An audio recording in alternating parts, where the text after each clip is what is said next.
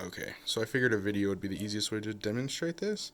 So on these header pins, um, the the key thing to note, so basically the even numbered pins are on the top and the odd numbered pins are on the bottom.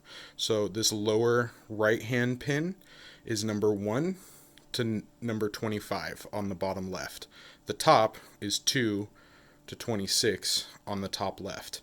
So if you look at the pinout, the important thing to note is that pins 1 and 2, both of the pins on the two far right side, are for the 12 volt connection, and you only need the 12 volt connection hooked up if you're going to use this on if you're going to use the audio amplifier that's built in. So my guess would be that they probably built this board originally for some kind of a kiosk. So I bet it was used in like an ATM or a kiosk or something that probably had speakers built into it, and so it was easy just to put the audio amp right on the board. That would be my guess. That's why they made these. Anyways, so the key thing to note is that, again, skip pins 1 and 2. So on the top there, you'll see the positive going into 3, 5, and 7, and underneath, excuse me, that's the negative, the positive going into the bottom on pins 2, 4, and 6.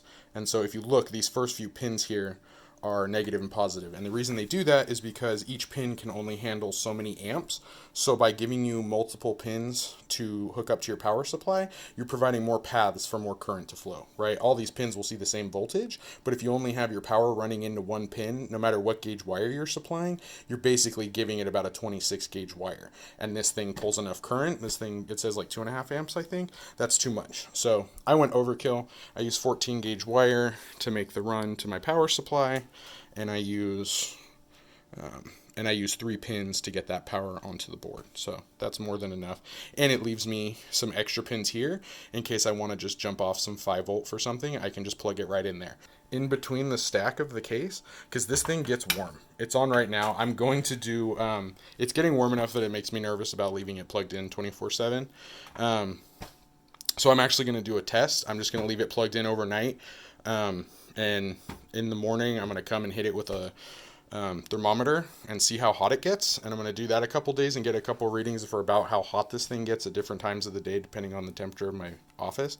And then I'm going to do the same test again, just measuring like maybe the temp of the heat sink, see how much heat it's pushing out the top or how much is building up in different spots. And then try it again with just removing this clear Lexan and just letting all the heat out. I mean, it's filled with holes, but there's nothing generating airflow. So there's no air moving across it to cool it off. So it could use maybe some active cooling. They say it doesn't, and this thing, I mean, it's not hot, right? It's not uncomfortably warm. I've had laptops that get much hotter, but again, it's sitting here plugged in all the time doing its thing inside of a homemade enclosure. So wouldn't mind it being extra safe.